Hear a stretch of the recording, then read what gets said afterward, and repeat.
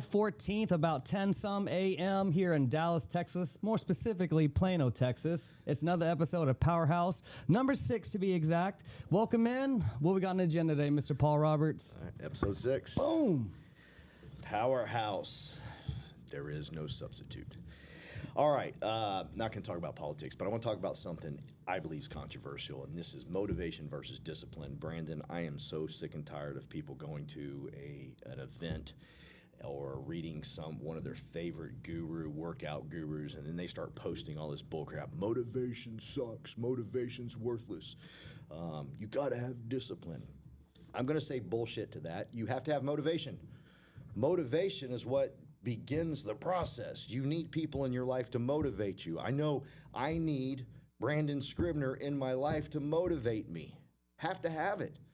Oh, you're weak. It needs to be disciplined. No. It starts with motivation. Someone has to motivate you, or sometimes we motivate ourselves. May 28th, 2012, I motivated myself really hard. I wanted to live. I almost killed myself. I was like, all right, it's time to motivate myself and live. I'm here. God has me here today.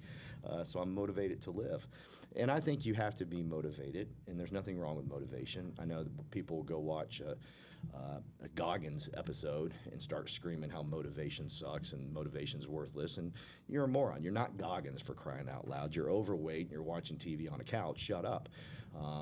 We need people in our lives to motivate us. Yep. And that's really what I want to talk about today from my book, You're Building Someone Else's Dream. Because without motivation, I have nothing, right? I understand discipline. I get it. You have to have discipline. However, if I haven't surrounded myself with the right people in life, I'm not going to be motivated to do crap. Because inherently, people think, oh, you work hard, you're a hard worker, da-da-da. I'm lazy. I really am. Left alone, I'm lazy. But when I find someone like you, at the age of 30 when I found you, you're now a big whopping 31 right now? 32, man. 32, way up there, way up there, way up there. When I find someone at your age, at the age of 32, and you say to me, hey, I want something different in life, I like what you've achieved, well, now you've motivated me to get out of bed and go. I'm motivated now. I'm motivated to do something and help you achieve anything I can possibly help you achieve. And then on the other side of the spectrum is we need people in our lives that have also been there, done that. I like to call my pastor Tim Goad all the time, and I feel like I'm telling him something like, man, this is bad, dude. This is horrible. And you've done this to me too, or I've done this to you. And I'll tell him what it is, and he laughs. I'm like, dude, stop laughing. This is bad. And he's just laughing. And he's like, Paul, this is going to be a small problem compared to the other problems you handle in life. And then I remember I did that to you once. Yeah, well, my tax bill, dude. You're like, oh, great. I'm like, man, what is this guy talking about, dude? I wanted to reach through the phone and just punch you, man. But, on that note, too, you know who else would agree with you that you need the motivation? It reminds me of Isaac Newton, man. Like, I'm paraphrasing one of his laws of physics, but it's like an object is going to stay stationary unless it's met with a force, right? So in order to get that force going, something needs to push that object through to get it going, man. So if anyone disagrees with you, man, they're disagreeing with the father of calculus. So the father of calculus. Yeah. By the way, that's why we call him Dr. Scrib. He went to school to become a doctor. This isn't just fake stuff. He is, but now we've changed it to Dr. Scrib. He's the cure for transactions. He's the cure for leadership. He's the cure for everything. He can help you on any level whatsoever. Before we got started, I said he's the cure for something else, and he said, please don't say that online. So I'm not going to say it right now. But I know Rick is laughing, thinking about what I said earlier. So he quoted Isaac Newton. I like that. But I need people to motivate me, and I need someone to go before me. When I interview people in real estate, Brandon, it drives me insane when they have no dream and they say things like, I just need to learn the real estate business. And I'm thinking, the real estate business is easy. I'm sorry. Don't get mad at me is what I'm thinking about when I'm telling this person. It's not that difficult, right? It's just another industry, pharmaceuticals, selling cars, selling solar panels, whatever it may be. You need to learn the industry, no doubt. But if you don't have the ability to dream and you don't have people motivating you, all the stuff you learn is worthless, you know? And that's why you're interviewing with me again. You've been to 4 or 5 other brokers, not you, but people that I talk to on the telephone. And it's like, let's make a change. Let's look at this differently and decide from this day forward, we're not going to continue just to focus on X, Y, Z. We're going to focus on really what moves us. And you know, I really wish, Brandon, I could fill up a room with the title or the subject being learn how to dream again. And I know what would happen. I'd probably get 10 people. I'd probably, you know, expect 1,000, 10 would show up. But if I say, hey, come in and learn about a 1032 exchange, I'd fill the room up with 1,000 people. The problem is, one's going to motivate them and change their lives, one is not. You know, there's no motivation in learning a 1032 exchange. There's none whatsoever. And why do you need to learn a 1032 exchange? Or is it 1031? 1031. 1031. But he said with such confidence, I man. did say with But that's confidence. exactly what you're kind of referring to, man. Like, you know. It doesn't matter. Yeah. Yeah, it really doesn't matter. And then the question I always want to ask is, how many times have you used this 1031, 1032 exchange? You know, who do you know that's used it a whole bunch of times? You know, and almost always the answer is, I don't really know anybody that's ever done it. There might be a few people here and there to do it. And there's going to be someone that argues in the comments right now. I do it all the time. Great, Mr. Exception. Don't build your business off of exceptions. Please. Yeah. If you build your business off of exceptions, you're going to be broke.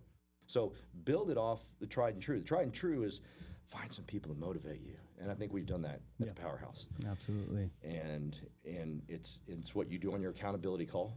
And you hold people accountable. But one thing I like the way you do your accountability call, and the reason you are perfect for the accountability call, is you're truly holding yourself accountable. You love that. That motivates you. Yeah.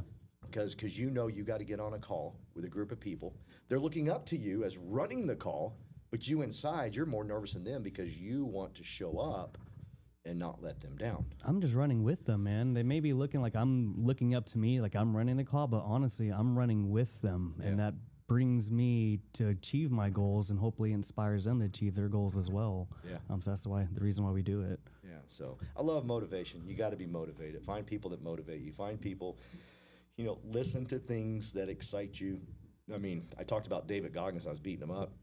I think David Goggins is great. I listen to him when I'm sitting on the couch and I'm really lazy and I don't want to get up. I just listen to a little Goggins. I'm like, okay, Paul, you got to go at least do a little bit of weights, go do something. You know, this dude just with a broken foot and a broken head and a broken brain and a broken nose, you know, climbed a mountain or whatever the heck he did. And then he did 72,000 push-ups right when he was done. And so, okay, I can go out to the gym and work out, right? So we need motivation. Yeah. So let me talk about from my book here. This is the book. You're building someone else's dream. If you want the book, just let me know and I'll get it out to you. But this is when we're talking about the 5 shifts. But I'm talking about for the doing to becoming. For the doing to becoming. People always want to know nuts and bolts. So here's your nuts and bolts. Write down one identity statement about you. And this is about, by the way, this is about you shifting from being a transaction chaser, a commission chaser, commission breath, to becoming an owner, an entrepreneur. This is the shift that you need to make. Okay, here it is. Write down one identity statement about who you are becoming that has nothing to do with your production numbers. Something like, I am becoming a leader who knows every person on my team's story before I know their closing numbers. Okay, so that's one identifying thing you can say, one statement you can say about yourself. Do you have a statement that you say about yourself of who you're becoming? Yeah, and actually I kind of want to take the coming out of it and say I am a patient leader who knows more about my group and the people that I lead and even my clients to where I can help meet them where they're at rather than, you know, what are your numbers or any of that sort. I know who's on my team. Yeah. And I know what makes them tick. I know what makes them go. I know what makes them sad. Yeah. I know how to push them. They know how to push me. We are one cohesive group. Yeah, I am. Not I'm becoming, I am. That's a Brian Tracy statement. Do you ever read Brian Tracy books? I have not, but I heard some of his stuff. Yeah, that's definitely a Brian Tracy statement. I like that. So you are a patient leader. And say it again. You are a patient leader. I'm a patient leader who knows the ins and outs of his people that, I guess, let me rephrase that. I am a patient leader who knows his group, what makes them tick, what makes them happy, what makes them sad. Yeah. I know their story, and we're a cohesive group. Yeah. And there's one of the easiest ways to, and you and I have the secret sauce. One of the easiest ways to learn someone's story is to help them build. Because when you help them build and you call for them, you get to know them. We're not going to talk about that now. That's the secret. So if you want to know the secret, they got to reach out to us. There's the secret.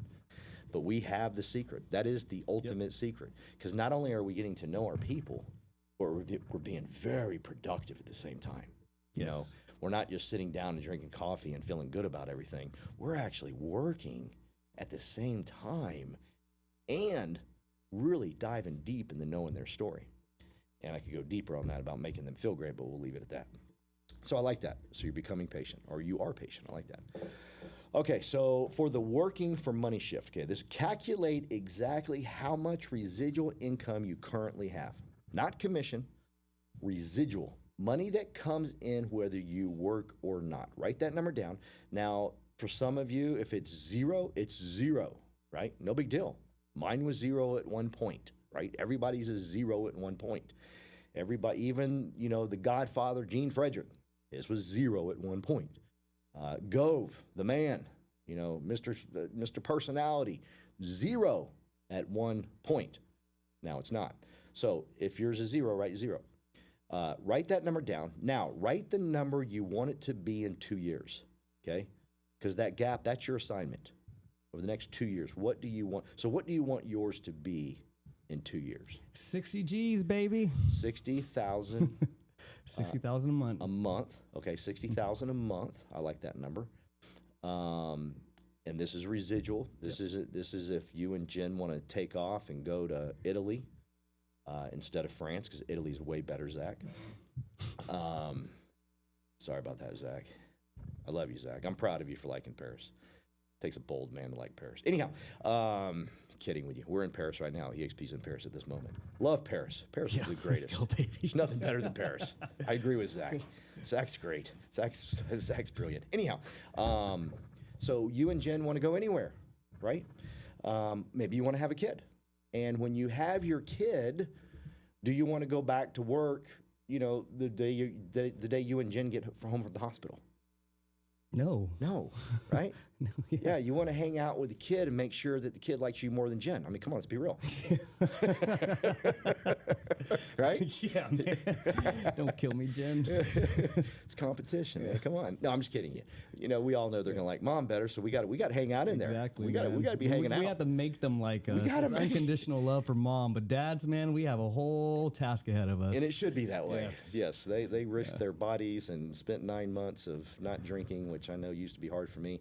But 9 months of, you know, wrecking their body, they deserve unconditional love. We got to get in there and work on it. So you want to work on it. So if you're making 60 G's a month, you ain't worried about, oh my God, I got to hurry up and do a transaction. No. Yeah. And so what are some other things we could think of? Hey, you're tired. You're just tired. Like, how many is the most listings you've had in, like, at one time? 5. 5 listings at one time. It's a lot of work. It is. Yeah. Everybody's happy. No. You know, your customer's not happy, your seller's not happy, or you're not happy with the seller, right? There's a lot of work going on there. Just imagine, okay, I'm gonna take 3 months of that off and just be with Jen and do whatever I want. Go to Paris, wherever you want to go, right? This is vital to the success of your life, right? Because now you're getting to buy back time. So that's what your goal is over 2 years. I think that's the biggest thing is buying back time, because that's the one currency that always gets spent, but you never can make back. Yeah. And it's something that's been kind of driving force of what I'm also doing, because I realize, you know, I'm only 32 right now. And it's funny how people say, you know, midlife crisis, like you get that when you're 40 or 50. But I think the average male life expectancy is 76. Yeah. So if you really think about it, man, I'm kind of approaching it if I'm not taking care of my body right. You know, God willing, nothing happens to me in these past 3 hours, but how much time can I get back in my life that I can spend with my family, spend with my loved ones, doing my hobbies, like doing whatever I want? Yeah. You know, we're only here once. How can I make the most of it? how can I achieve what I want, but also how can I help other achieve that goal as well? Yeah. Like that's also one of my main missions. Like, hey, this, when we were kids, we dreamed of this, right? Like one of my biggest dreams when I was a kid is playing NFL. Well, shit, I got fucked up knee, excuse my language, and I'm 5'7". Like, not saying it couldn't work, but that dream has sailed. Yeah. And it took me a while to kind of dream back up, because I was back living in, okay, hey, this is what I got to do. Go get a secure job, go to college, do all this stuff so I can live a secure life. But that fire was dimmed a bit. And now being in the business we are now, being an entrepreneur, being the leader that we are, like the flame is getting even bigger than it was before. Like that was the past. Yeah. Now I'm looking at the present and the future, and I want to take everybody with me. Yeah. That's good. I had a smart ass, if you will, say to me, it's going to take you 2 years to do that. And my response was, you're going to live the 2 years one way or another. If you keep doing transactions, in 2 years, who's going to be better off, me or you?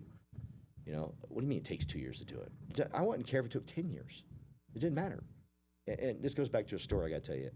At my old business, in 2016, I stood up on a stage in front of a couple thousand people.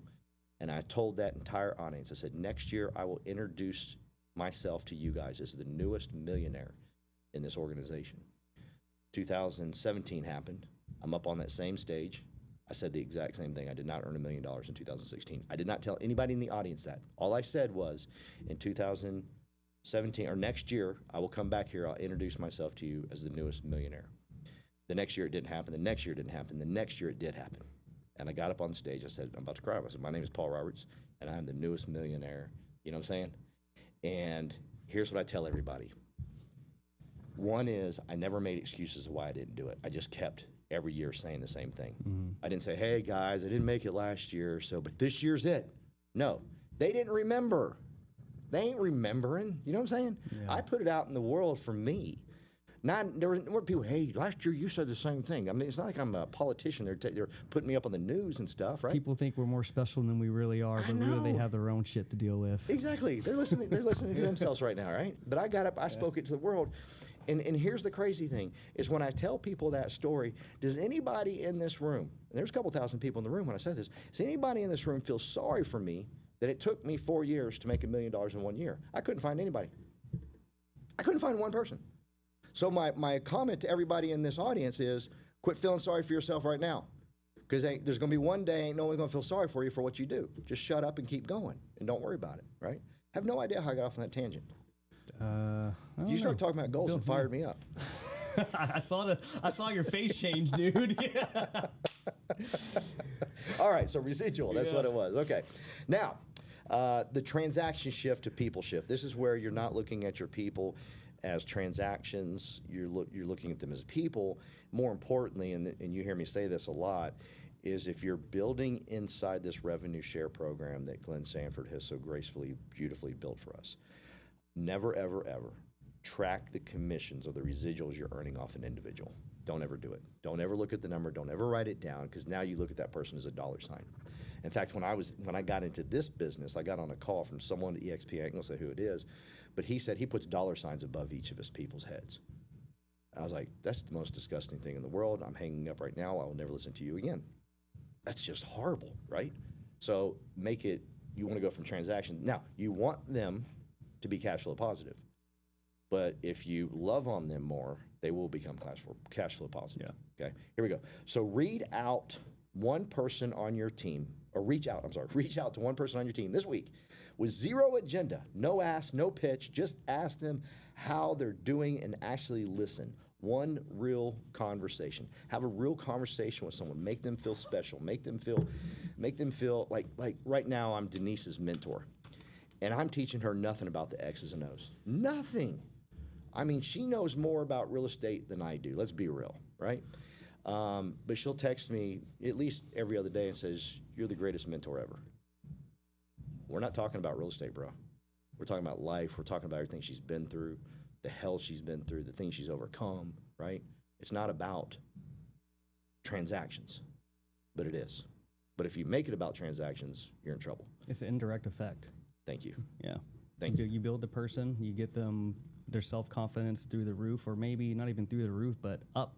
You build higher than where it was yesterday, Yep. how inclined are them to go talk to people? How inclined are they going to make content? I would say the probability is pretty high. Yeah. So everything starts from within. If you have a shitty self-image, you're probably not going to get on camera. You probably don't want to talk to anybody, right? So if we build that, then, you know, the sky's the limit for you. And I truly believe that. So when we say we're in a business of building people, we really are.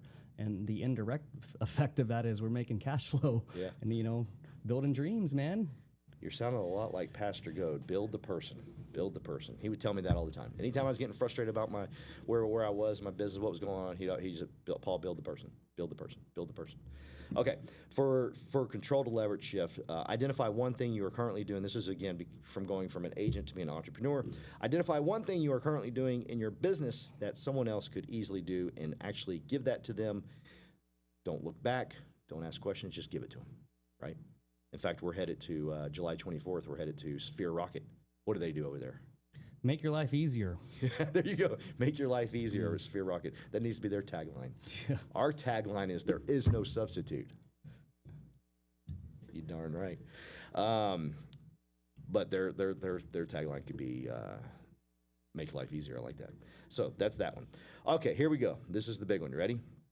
Write down, and this is where, when I interview people, my heart breaks. I'm interviewing grown men, grown women, and I ask them for their dreams, and they got none. I'm like, what happened to you? I mean, we dream, like you mentioned earlier, you dreamed when you were younger. You dreamed about the NFL. And anybody could have told you, hey, you ain't tall enough, you ain't this, you ain't that. You're like, I don't care, I'm going to the NFL. Yeah. That's my dream. Don't take my dream away, right? And you got to have these crazy big dreams. Like my dream is to help create 4 millionaires over the next 5 years.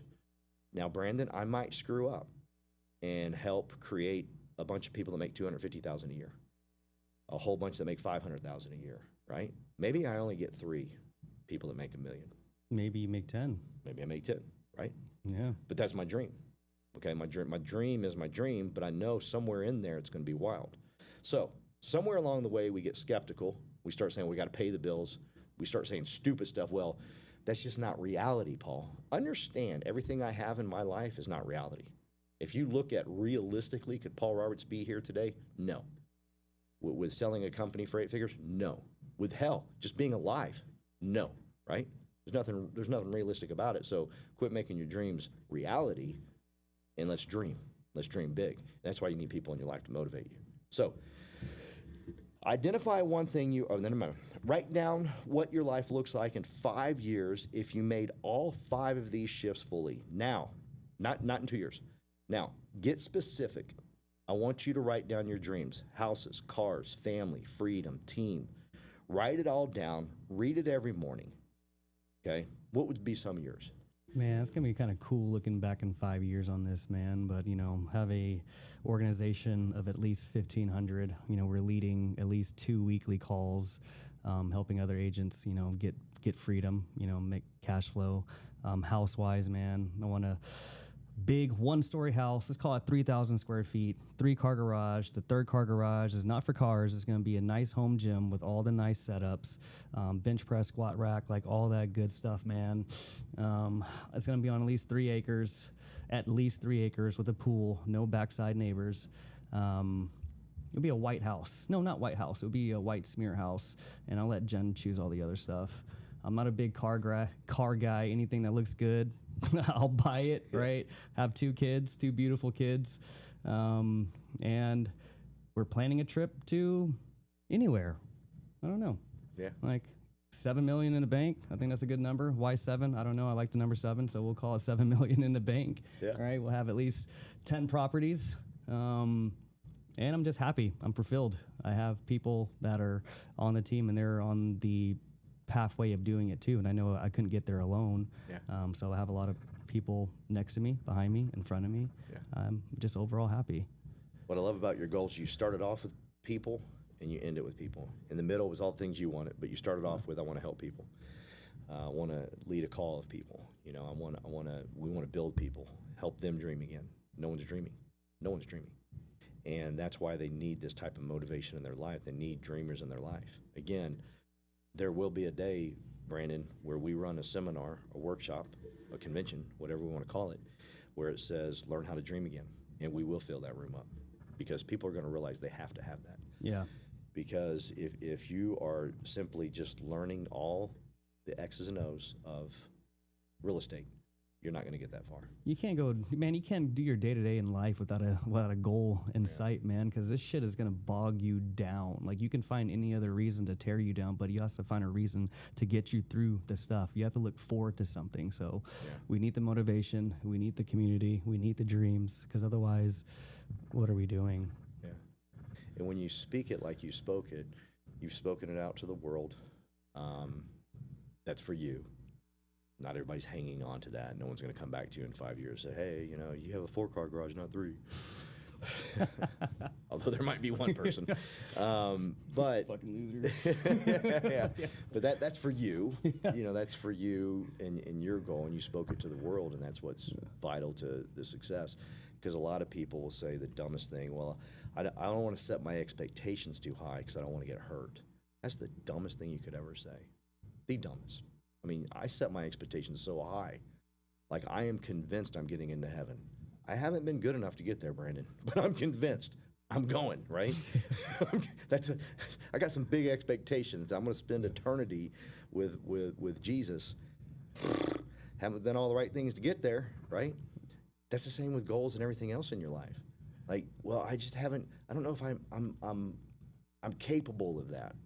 If you keep speaking it, you will be. And you said something that was so vital, break you down. If you don't have goals that'll break you down, here's what'll happen. You'll quit. Or you'll leave another brokerage. Oh, I got to go to this brokerage because they have a better split. They're splitting it to you nothing. Nothing. In my old gig, we had some of the highest contracts in the business, meaning if you wrote a life insurance policy, you got paid a lot of commission. But there was this other little itty-bitty company called PHP. Patrick Bet-David's the founder of it. Little bitty company. I'm being facetious. It's like 20,000 bazillion times bigger than mine. And his commissions were way lower. Way lower. Way lower. How did he got so many people? You see what I'm saying? It's not the split. Patrick did a better job, and I'm not afraid to admit it, of getting people to dream more than I did. That's the bottom line. And not only did they achieved their dreams. I mean, some of them fools over there, they bought airplanes. They went crazy. They did some great things. The same's true here in real estate. It ain't the split. It's who's motivating you. Who's talking to you about, hey, what do you want in life? And it's not always material things. You can have abundance in friendships, abundance in relationships. I want abundance in friendships. You know, I want to be able to, you know, because there's days I'm sad. I want to be able to pick up the phone and call anybody on my team and say, hey, what's going on? And they motivate me just like that. You have to have it. Yeah. Well, you don't have to have it. You can sit at home and be miserable and die young or whatever it is, or die old being miserable. That's even worse, right? So it's like you've got to have somebody in your corner that's motivating you to dream, because then and only then can you hit the crazy goals. Maybe you're like TC and you want to do 20 transactions a month or whatever that guy wants to do, right? TC's a nut. Cool. He can't do it unless he's got dreams. And he's got big dreams. He takes, what, 8, 9 vacations a year? I don't know, man. That guy's amazing at what he does. It's at least 9. Yes, and he takes his family with him, and I'm sure his kids love that, and they're always going to, you know, remember that growing up. That dad worked hard, but he also took care of his family. Yeah. And I admire that man so much for that, and, you know, it's something I want to be something I'm going to give to my family as well. You know? And most people get around TC and they want to know how he does transactions. They need to ask, why is 9 vacations or 10 vacations, why is that so important to you? That's what's driving him. It ain't the transactions. It ain't the way he can help you. Well, I can help you, and he's good at it, but I can help you, you know, close a deal in 5 days or 4 days or 3 days or whatever it is. That's just a little piece of it. The big piece of it is, I'm going to take my family on 10 vacations. And he does. I'm just like every other minute. Hey, dude, can you come? No, I'm going to be in. He's going to Europe in a week, dude. Yeah, and he just got back. Exactly. He just got back. Yeah. And so that's his dreams. That's his motivation. And he loves his family. I mean, he told me, he goes, my mom lives with me because she took care of me. I owe her everything. Everything. He says I owe her everything. Therefore, he works harder. And you know what? You asked that question. How can TC do 20 transactions? Because you know why? It's the man he is inside. Yeah. He cares, and you could see it in the work that he puts out. Yeah. And that's why he can do 20 transactions, you know. People can sniff a fraud, people can smell BS, but with TC, it's like, man, this guy's such a nice guy, dude. You know, like I was on. Sorry, TC, I'm about to tell on you a little bit, man. I was on the phone with him, I think last week, man. The first time I ever heard him cuss, dude. It was hilarious. I've never heard that. Yeah, dude. I took the fun. I was like, wait a minute. Jen was in the car with me. She looked at me. I was like, whoa. And I known him 3 years now. Yeah. Only heard him cuss one time, dude. I've never heard it. Yeah. Well, let's wrap this up. Find a team that motivates you.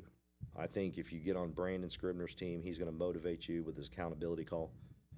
Find a group of people that when you're ready to quit, you say, nope, I still got more in me. Don't be afraid of motivation. We'll get you to discipline, I promise you, but you got to get motivated first. And I think the Powerhouse is the right team to get people motivated for sure. Absolutely. There's no substitute. There is no substitute. Boom.